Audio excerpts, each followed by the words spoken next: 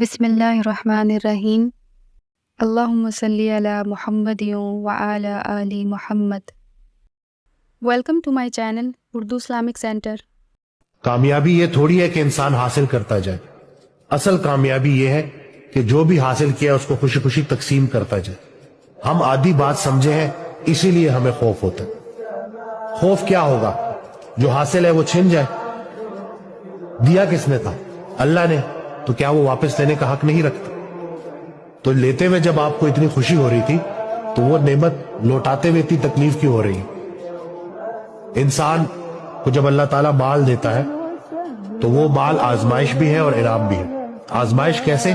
کہ اگر وہ اس کو جمع کرنا شروع کر دے، خیال کا فرق ہے نا، فوکس چینج ہے انسان کا۔ اگر فوکس دنیا ہے تو ظاہر سی بات ہے جب بھی وہ خرچ کرے گا اس کو تکلیف ہوگی، لیکن اگر فوکس آخرت ہے تو جب بھی وہ خرچ کرے گا تو وہ اس نیت سے خرچ کرے گا کہ اللہ نے جو مال مجھے دیا تھا اس کو میں خالصتاً اللہ کی رضا کے لیے خرچ کر رہا ہوں، اور جیسے اس نے پہلے دیتے ہوئے کوئی کمی نہیں کی تو اب خرچ کرنے کے بعد وہ کیا کمی کرے گا۔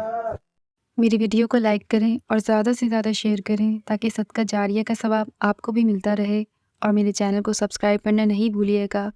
جزاک اللہ۔